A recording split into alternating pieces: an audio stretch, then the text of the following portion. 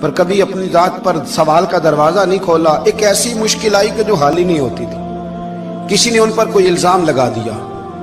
ابو مسلم نام کا ایک بادشاہ تھا، اس کی حکومت تھی، اس نے پکڑ کے قید میں ڈال دیا۔ اب قید میں ہیں، جرم لگ گیا ہے، فرد جرم عائد ہو گئی ہے، جیل میں ہیں۔ لوگ کہنے لگے حضرت جی اپنی صفائی میں کچھ کہیں، فرمانے لگے ساری زندگی بندوں سے کچھ نہیں کہا، اللہ رسول کو پتا ہے میں بے گناہ ہوں، مجھے کہنے کی ضرورت نہیں۔ داتا گانج بخش علی حجویری نے لکھا ہے، داتا صاحب کہتے ہیں تو یقین کامل تو پیدا کر، تو ایمان تو پختہ کر۔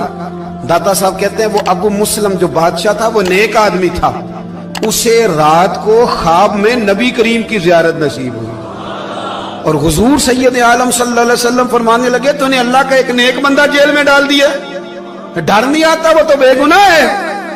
بادشاہ آدھی رات کو خود اٹھا، دادا صاحب فرماتے ہیں کسی گارڈ کو نہیں بھیجا، پولیس والے کو نہیں بھیجا، جیلر سے نہیں کہا، خود گیا، جا کے جیل کا دروازہ کھولا، دروازہ کھول کے اس درویش کو آزاد کیا، کہنے لگا بابا جاؤ مجھے پتا چل گیا بے گناہ ہے۔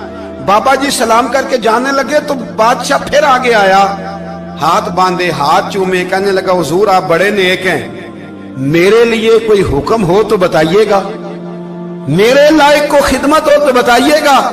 تو شیخ احمد فرمانے لگے تجھے ابھی بھی سمجھ نہیں آئی، تجھے ابھی بھی نہیں سمجھ آئی؟ کہنے لگا حضور کیا؟ فرمانے لگے جو تہجد کے وقت تجھے اٹھا کے مجھے رہا کرنے بھیج سکتے ہیں وہ میری کوئی ضرورت باقی رہنے دیں گے؟ مجھے کوئی ضرورت پڑے گی کسی اور کو کہنے کی؟